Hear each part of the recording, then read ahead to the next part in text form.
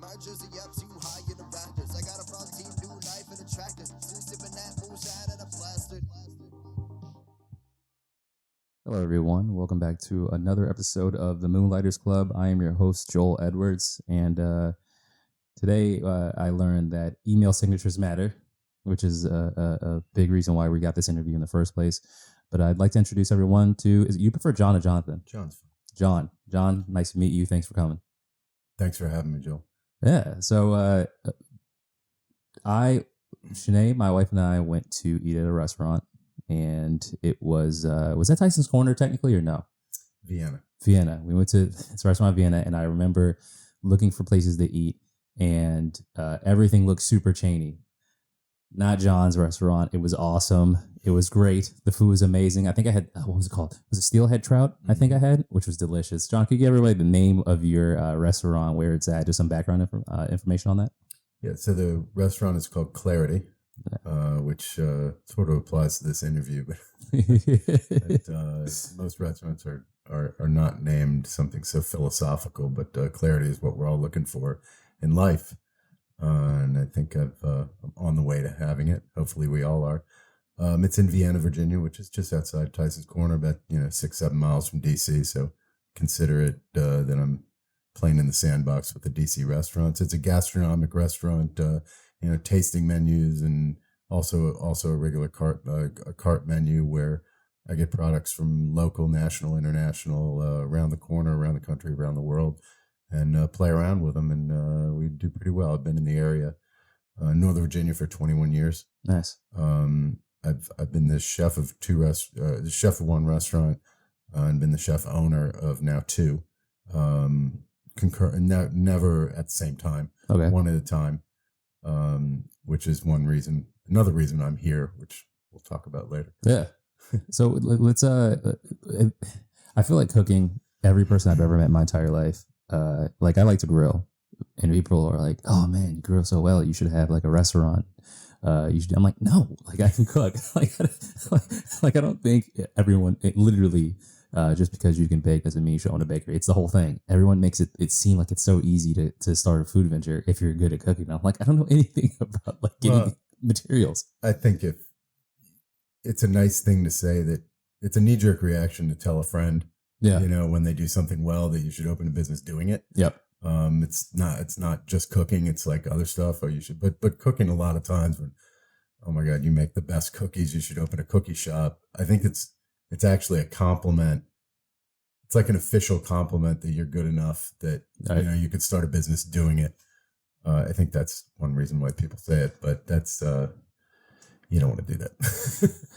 All right. So what point, because we're going to get into the whole journey for sure, but from a chef perspective, at what point in your life where you're like, I think I can be a chef for real? Well, after college, I was applying to grad school, actually med school, and I was waiting to get in, and it wasn't like I was top of the top, so it was going to be hard. Okay. And but I do like to work, and I wanted to do something that, I mean, we all do. You want it to be not just a job, but your life, and then you work everything else around that. And so I was working at a restaurant while I was waiting for responses from grad schools, and really fell in love with it. I come from a family who, we didn't have restaurants, but we didn't even go out to restaurants. Yeah. My parents cooked. Yeah.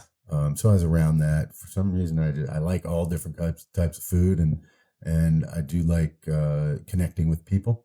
Yeah. And those are all three characteristics of being a restaurateur and a chef. Yeah. So I really dove into it. I happened to work for a gentleman with a small restaurant. It was just sort of he and I, and we made it work. And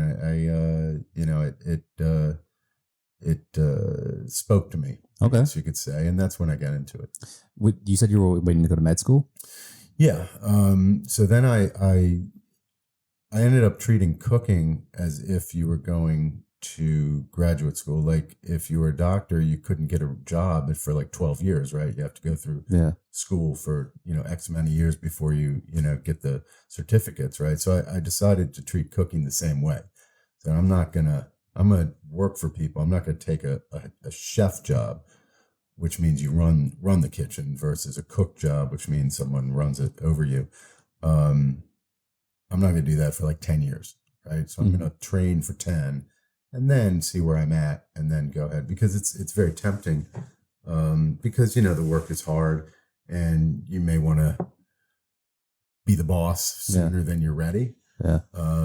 So that's why I set that timeline and made sure that I trained long enough to have a good skill set. Okay. So during this, in terms of waiting for schools, and you kind of see yourself getting these opportunities, and you find yourself going that path of training, in terms of the path that you didn't take, how were you able to make that shift? Was it an easy shift to say, okay, I'm in school for this, I'm kind of falling into this? Well, I ended up not getting in any of the schools anyway, so it was an easy one. Hey, you better find something else. I just overlap those tasks. So what is that like? Because when I think of cooking, as much as I like it, I only see the chef. I know a little bit about the background, but I don't see that part of where, no, you're working in the restaurant and you're getting to that point from a cook perspective. So what's that like at the early stages in terms of being in the background, cooking and stuff like that? I mean, it's like anything else. You know, you're starting at the bottom and you need to learn everything, right? You can be in a law office, an accounting office, you know, selling furniture, cars, whatever. It doesn't matter. You know, you want to learn everything if you're going to be the boss. You know, another reason I'm here is you think you know a lot. Yeah. And then you may not know, you don't know as much as you think. And that's life, right? So that's part of the journey. But, you know, like I enjoy working long hours, you know, especially back at you know, when you're 22 years old, you just want to dive into something. And I wanted to be the best at something, you know, give myself those challenges. So I was just that type of person. And cooking for sure is something that you get challenged every single day. You know, you start with nothing. Yeah. People come in, they need food, and you have to cook it. And if you don't do it right, then nobody gets a paycheck. And so it's pretty cut and dried. No pun intended. Yeah. What are those early years like? Are there?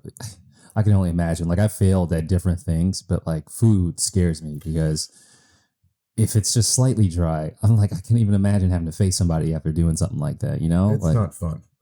You can't, you know, like people say like, oh, you must be so passionate about it. Well, the passion doesn't get you through the training. What gets you through training and anything you want to be good at, really good at, is just drive. Yeah. You know, you can't quit. You gotta take the heat. You got people, if you can take an easy route, and work for, in my case, say a restaurant where the standards aren't that high, and yeah, you do your time but it's just not me. Like, I wanted to work for the best of the best. I ended up traveling all over the world and working for the top restaurants that I could get into, even if I wasn't paid, just to learn. But there's no punches pulled. I mean, if you do something wrong, and you do stuff wrong, you hear about it in no uncertain terms. But I like that. Look, if you find something hard that most people won't do, I'll do it. Yeah. Because actually there's less competition. It's a funny thing, right?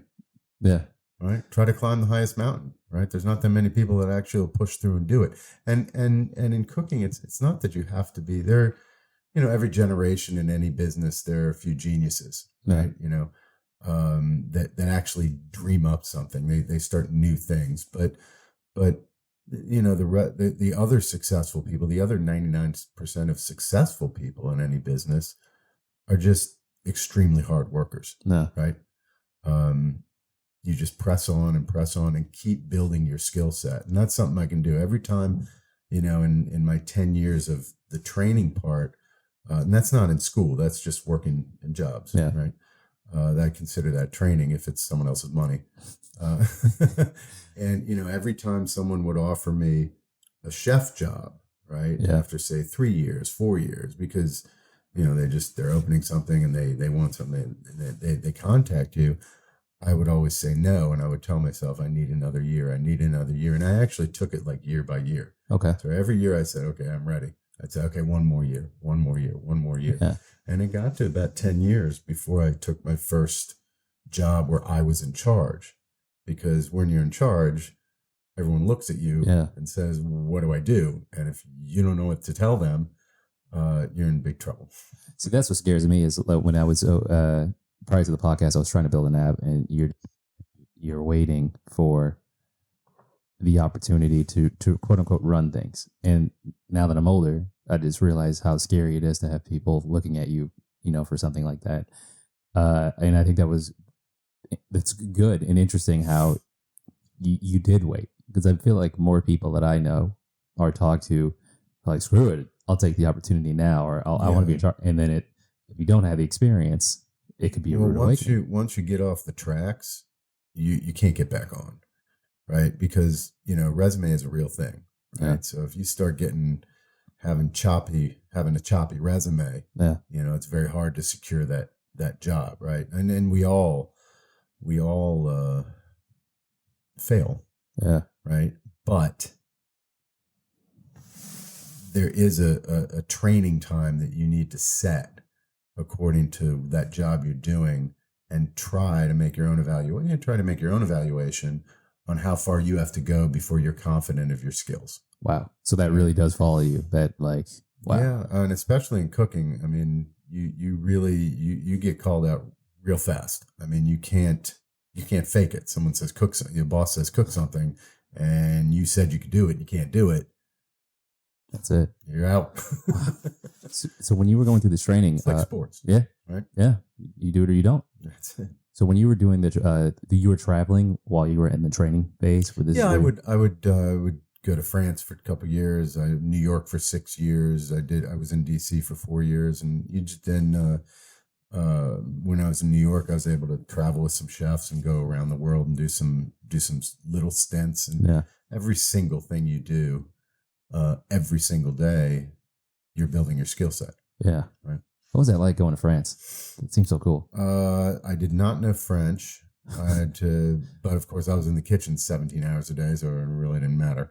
And you can see and do in a kitchen. And I'd worked for a French chef in DC, so I knew all the French terms, and I had been trained in French cooking, so it was okay. I was at that time, there were very few Americans going over to France to work. But if you really wanted to go to the home of cooking, that's where you went. Yeah. And so I was able to do that. I mean, I was in Paris and Monte Carlo and Cannes and the southwest of France and all these beautiful places that I never saw because I was working the whole time. But I heard they're nice. What is that like? Because I've been to visit, and I've only seen the end result, right? And that's when I'm like, okay, this is different. Like the presentation, the way the food is prepared. What is it that makes French cuisine and cooking so different? Well, I mean, you gotta, you start at 6 a.m. and you cook until 3 p.m. Then you take a break. It's a split shift or a split double. Then you stop at 3, you come back at 6, and then you go till 1 a.m, and you do it all over again 6 days a week.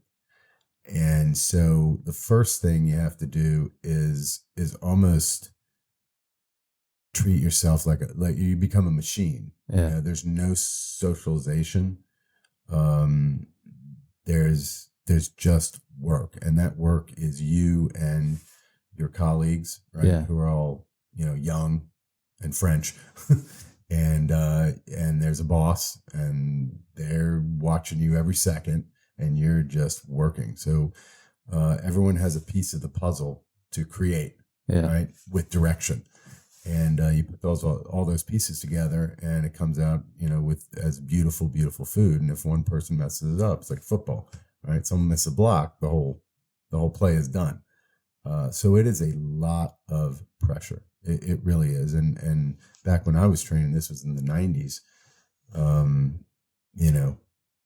there were no rules. So if someone didn't like what you did, they can tell you, show you, do whatever they want to do to make you understand that if you do it again, you can get on a plane and get the hell out of here. Yeah. So yeah, I mean, it's not for cooking at that level is not for the faint of heart. Yeah, I could see that being something where I don't even know how you would shake it. Like you'd have to be a certain type of person to know that you made a mistake, own up to it, and not have it sit in the back of your head every other time you try to cook something. I feel like that. Oh, it sits there. Yeah. But you better get over it. You got to move on to the next one, right? Yeah. You have to, right? And unless they tell you to get out, then you keep going. Yeah. Right. And that's what I always tell, my staff. And I never fire anyone. So, I train them. Yeah. If I can't train them, it's on me. Yeah. Right. These kids are young. So I tell them your job's, unless I tell you to get out of here, you just come back and do it again. Yeah. Right? I'm not going to tell you to get out of here. So just do it again. Get over it. Right. Yeah. It's not what I was told when I was training. But, things have evolved. All right, cool. So now the one of the big reasons why we're here today is because you were giving me background on what you were doing outside of cooking. Now, the profession that you're working at, I'll let you go into detail on it. Did that start happening after your training was up, or you got into the bit of moonlighting, or I'd love to hear that timeline. It's an interesting. Yeah.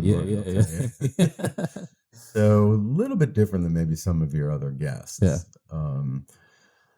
So I came down to Northern Virginia in 2001. It was right after 9/11. Okay.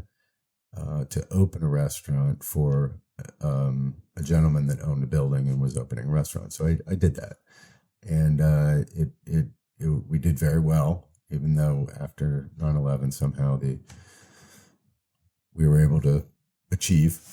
And then in 2008. I thought, with all my training, and then I did pretty well as a boss. I thought, I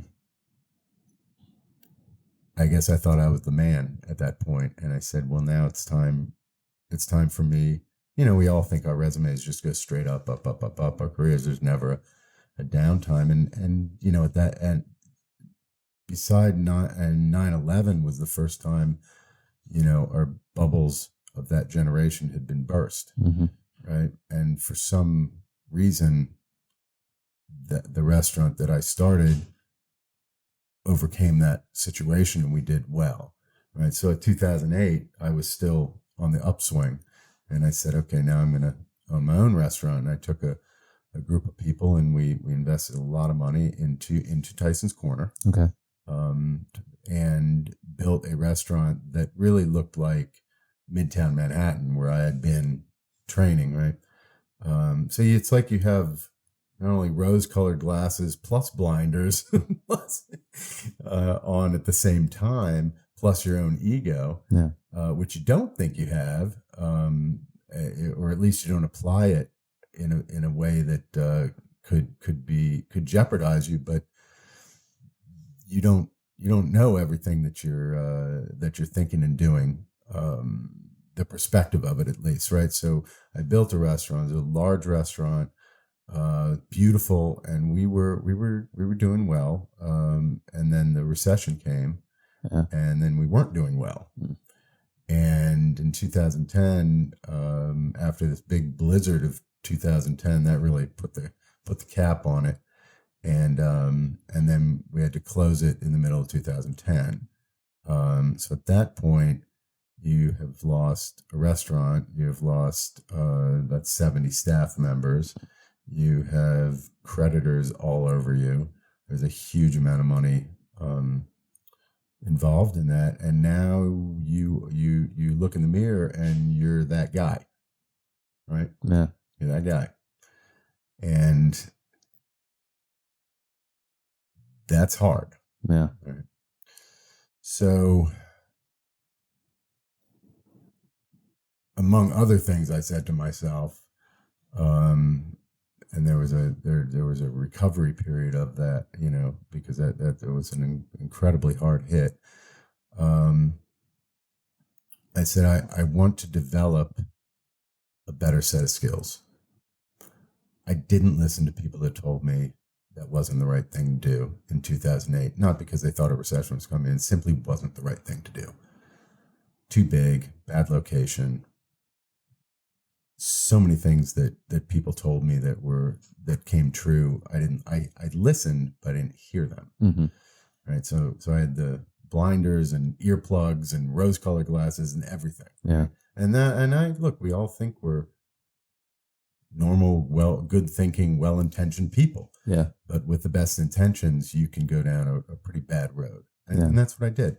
So I committed in 2000, the end, middle of 2010, to develop a better set of skills. Well, I could cook.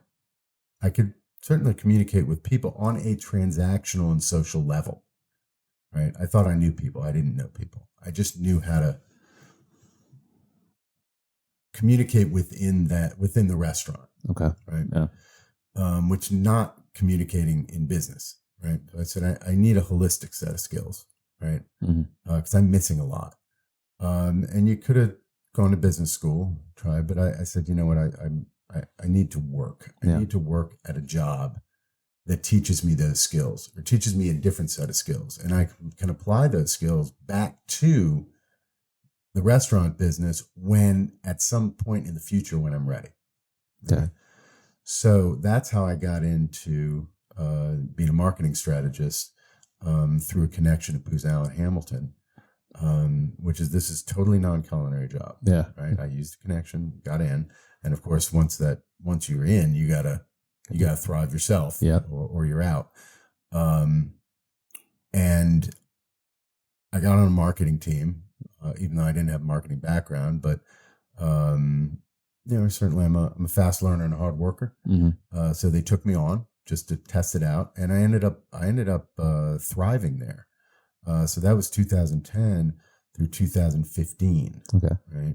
In 2015, I felt I had a better set of skills. I had added a business acumen that I thought I had that I didn't.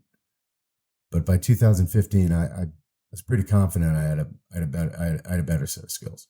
So then I opened Clarity. And that's why I named it Clarity. Okay. Yeah. So in 2015, Clarity opened, did well. I was busy right from the beginning. But I asked my boss at Booz Allen, I said, look, I'm not quite ready to leave. Can I stay on at Booz and work virtually, even though I'm the chef owner of Clarity? And my boss, who's very, very nice, but also probably thought I was just crazy, like, okay, let's see if this guy can do this. Said, okay, if you get the work done, do what you got to do. Yeah. And so I did. But like I said, it's a 16-hour day, not a big deal for me. Yeah. And so I did that for 3 years. Mm. So that is my version of moonlighting. My moonlighting was not out of the passion, but it was the moonlighting enabled me to get back into the business I love doing. Yeah. At a much, much more educated and confident level. So in 2018, I finally resigned from Booz Allen. And then I was just the chef. Clarity. Yeah. Right? And then lo and behold, here comes 2020 and the pandemic. So in the recession, I started the first time I came down to Northern Virginia right after 2001, right after 9/11. Then I opened my Tyson's Corner restaurant right in a recession. Mm-hmm. And now my third endeavor, 5 years into it, you have a pandemic. So in the recession, I lost everything. But when we were shut down for indoor dining on March 14th of 2020, I have 80 staff. I brought them together. And instead of saying you're losing your jobs, I said, I got this. I'm going to get us through it. And I proceeded to do that. I made a project plan from my experience in Booz Allen. I laid out the year. I listened to people. I actually heard them. I thought of out of the box ideas because that's what I had to do at Booz Allen in marketing. We didn't have a budget for those ideas, but you had to connect with your clientele. And I got really good at connecting the dots to create business. And we were able to create enough business in 2020 during the height of the pandemic to keep all 80 of my staff fully paid, fully employed the entire time. And we're still doing it. And we didn't close for a day. Wow. So that is, that's how my moonlighting, doing two jobs at the same time, actually enabled me to have success in the third world reset that I've had to deal with in my cooking career. With the experience that you've had when you were training and working the shifts that you'd already worked in the past, when you transitioned to booze, in terms of just the work itself, the drain, the stress, is it the same? Is it because it's not cooking? This is a different type of stress. I'm using maybe different type of mental muscles or things of that nature. Or was it completely foreign to you, or was it work? Hey, when I write a book, it's going to be called "We All Serve Somebody," because that's exactly what we do. We all have clients, and we all serve them, and they need a product, and they need it now. So to me, actually, working at Booz Allen was exactly like working at a restaurant. Yeah, because relationships are key. You have to listen to your client to hear what they want. What do they like? What do they not like? You have to connect with them, and then you have to come up with the goods, right? And it has to be a lot faster than one might think. So I actually thrived in it. It's funny because I think I probably have the most unique chef resume on the planet, to be honest, if you put it all together. Yeah. All the experiences. But it really shows how you can you apply a set of skills in one business to another and then bring it back to the original one and back and forth and back and forth. And you find that the attributes are all the same that you need to be successful in any business. Yeah. It doesn't matter what it is. I just experienced 2, but you could experience 100.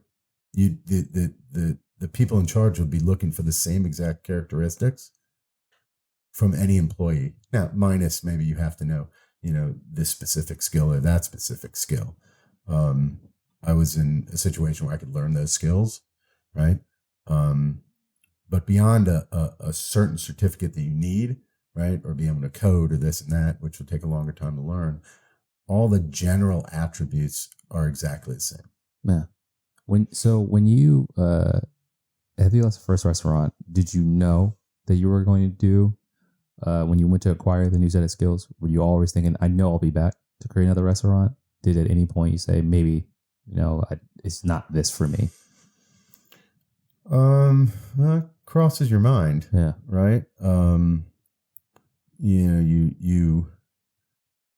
You see yourself doing well at something, and then you say, well, maybe this is not too bad. Yeah. And it wasn't too bad. And I certainly could have. Yeah. It's interesting. I mean, it's a great question. And it wasn't my destiny to not do it again. But I'll tell you, that's because I think it's because I'm a very competitive person, and I couldn't go out like that. Yeah. I had to come back and make it happen. I mean, it's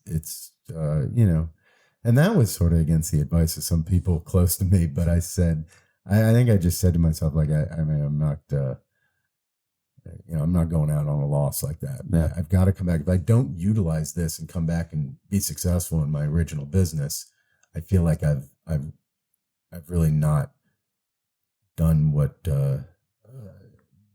I don't know what my original intent was. Yeah. And so I did. I mean, now 0-2 would have been bad.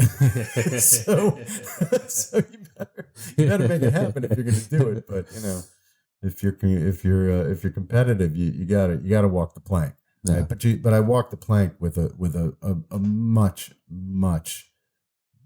better set of skills. Like I really, obviously you don't know 100%, and you didn't know there was going to be a pandemic, which really defined me. Yeah. And defined my skills and enabled me to really show what I could do in a diversified fashion. If the pandemic didn't happen, then I have a very successful restaurant anyway. But life is crazy. The pandemic has been so horrible for everyone. But for me, it's been a chance to not only show the skills I've developed since 2010, when I had to go into survival mode, and I'm still in survival mode, which is a very good mode to be in business. Yeah. Right. But I was also able to help people in the sense of I kept jobs when others were losing them. Mm-hmm. So that was, a give back. I had programs to help other chefs who were shut down, when I wasn't. So you give back as much as you can. So that's been what the pandemic has been for me, which has not been. It's been 100% negative for everyone in the world, but I've been able to use it and create a more positive light.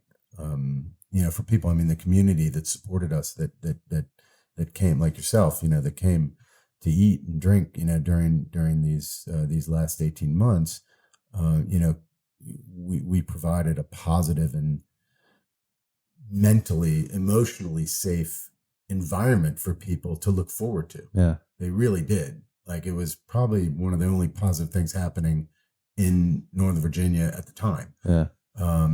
Which again, you're saying you're trying to do something positive within a horrible situation, and we did that. So, how is it looking now, 2021? And you actually were telling us about this when we were at your restaurant. Now it's 2021.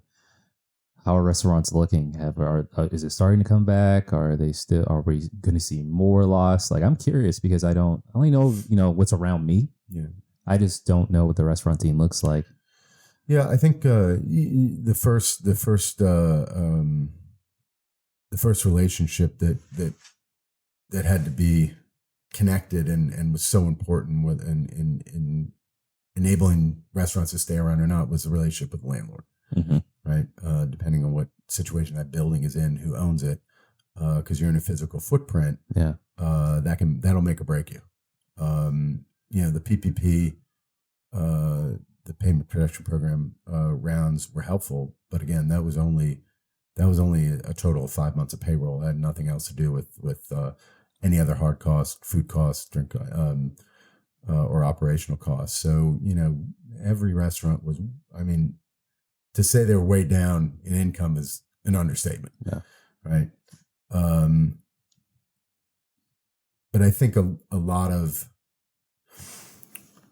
restaurants are open back up now. Okay. It's the staffing, right? Because they had to let everyone go to remain open, to have enough money to even have a chance to pay some of the bills to these hard costs and real estate costs. It's that was the one major issues, that everyone lost their job. Yeah. Right. Now their restaurants are opening back up, and there's plenty of need for the product because there's so many people that want to go out.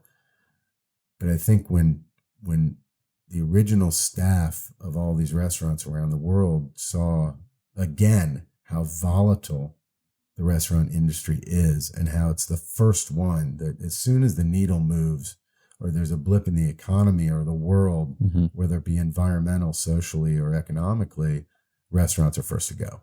And I with all the additional opportunities of virtual work, Yeah. and learn this in 6 weeks, learn this skill in 8 weeks, do this, do that, and they're getting bombarded with it. I think a lot of people have dropped out of the restaurant industry. So now you have a demand that outweighs the supply, I think, in a major way. And I think that's is ultimately a big problem for restaurants moving forward, is supplying that product at the standards that the clients expect. Yeah. That's going to be an issue. And it's already a major issue. You have restaurants around the country that are only open 3-4 days a week because they cannot staff their own restaurants. And I'm talking about places in areas around the country that can do business 7 days a week, and they literally can't open their doors 7 days a week.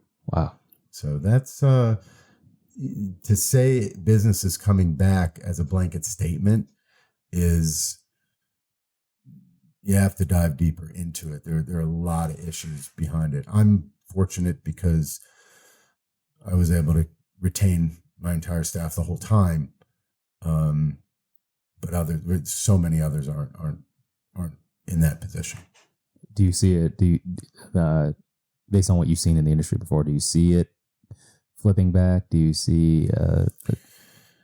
I think staffing is going to be an issue, a big issue moving forward. Wow. Right. I mean, when, it's like, it's the same thing that creates things like recessions, right? You do too much, right? Yeah. And then you can't supply it, and then it goes down, right? Yeah. Because you don't exceed expectations of the people paying the money, right? You need a certain value proposition in a restaurant. Yeah. You need to charge a certain amount, and then you need to, because you have X amount of costs, just like any other business, and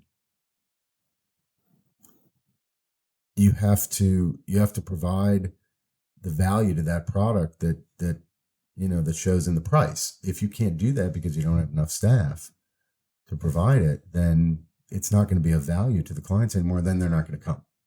Then you're going to close anyway. So it's like a tough circle, right? So if you open too many restaurants now, because if someone said, well, now land is cheap, I can rent for, I can squeeze a landlord. Okay. And then everyone opens these restaurants, even if there's investor money, because people are flush. They're like, oh, I've always wanted to open a restaurant. And then they do it, and then you can't staff it.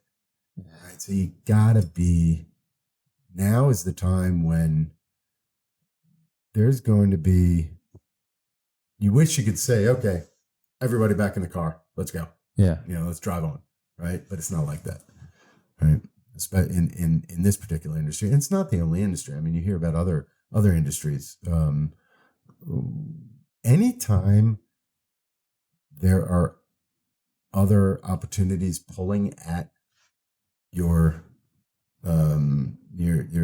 staff candidates, you could be in trouble, right? Mm-hmm. If someone's going to go work for Amazon versus being working in a restaurant, then now you can't acquire that person. Right. And that's happening. So I don't think that's going away. Yeah. Yeah. Wow. Well, in terms of clarity, are there any?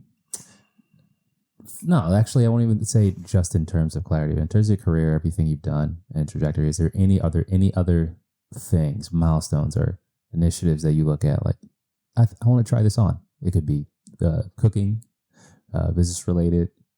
Is there anything in the field of cuisine that is something that you still want to look more into or take a stab at? It's funny you ask that question because we didn't prep that. Yeah, we didn't discuss it, but yes, there is. I think food and relationships and living life to the fullest, sort of that YOLO. Yeah. If after a pandemic you don't feel it, then you don't have a heart. Yeah. So what does that mean for opportunities for me? I think food and travel. I think getting people together and going around the world, and me cooking around the world with those people. Sort of like, trips, retreats, things like that. I think that is something I want to explore. Wow. I'm already exploring it. My wife and I do retreats around the world already. We've done it once a year for the last 4 years. So we've taken people to Vietnam, to Croatia, to Greece, down to Charleston. We're supposed to do Spain in 2020. It didn't happen. But I haven't been able to cook in someone else's kitchen in 21 years and just straight learn, right? So when we go to, say, Vietnam, and I cook with a chef there, say I'm doing a dinner for our guests, Yeah. but I'm collaborating with a chef in Vietnam. Yeah. It's like I'm back in France, learning. And when you're the boss of your own business, where do you get your creativity? Yeah. Besides just it's whatever's in your head at that time, but how do you add things to your head? Yeah. How do you add things to your heart? Well, I think I found a way. And I think that's one of the places the restaurant industry could be more diversified in the future. There's other ways besides the physical footprint restaurant to offer your skill set to a group of people, and also really get it in, be emotionally, physically, mentally fulfilled with your own journey. Because ultimately food, what do we do when we travel? We eat. Yeah. Right. What do we come back and talk about when we tell friends, oh my God, the food was amazing? Blah, blah, blah. So I think that's, and sometimes, we all, it takes a world crises or life crises to say, okay, I'm going to do X, so and take a chance. And I think that I think travel is something I want to explore more. I think food can be even more emotionally uplifting than it's ever been. And coming out of the pandemic, I think we all, food is something, it's like a staycation, right? When you go out to a restaurant or you go eat something good, it's almost like a little staycation, right? It's like get out of your own little world for a bit, right? And I think we all need those breaks, and to experience like just pure happiness, and food is a part of that. So I think that's something I want to explore in the future. I think it'd be awesome because you're right. It is the food when you travel, and to have someone there who can kind of guide that experience will just help the appreciation level of it. Just knowing how things get from the farm to a table, or the meaning behind dishes, it'd be cool because when we've done every trip we've done has been absolutely amazing. Restaurants are physical footprints. They're in a lockdown mode, right? They are what they are. I mean, if you hopefully you pick some place where it's accessible, and people can come and they can enjoy it, and you do a good business. But it's funny when you're training in cooking, all you're doing is traveling. Yeah. Right? Because I tell the guys that work for me, like, don't work for me too long, Yeah. I know I'm really good to work for. Just get out of here. But I tell them like a couple years and then go. And I'll tell you, if you can go to, pick a country. See, for example, say you're 24 years old, right? You work for me and now you're 26. And then you go to Peru and you work for a year. Okay. Now you have French American cooking. You got Peruvian cooking, right? Then you go to Malaysia for another year. Now you got Malaysian cooking, Peruvian cooking, and French American cooking. And then you go to India, right? And then you got India, Peru, Malaysia, and French American. And now you're 32 years old and you have the most unique resume in the world. No one can match it because no one makes the same trips. Yeah. So I tell them, pick like 4 countries and go work there. Yeah. And if you can't do that, at least pick 4 regions of the United States, or get up to Canada, or go down, go to an island, something where it's completely different, because that's building your resume. That's building your cooking resume. Don't work in the same style place more than once. Right. So I think, so that's what you do when you're training. And then when you become the boss, you're just locked down. Yeah. right? We don't want to be locked down. That's not food, Yeah. right? Food is about traveling. So that's what got me into it, and something we'll explore even more in the future. So there should be no limits with any business. Yeah.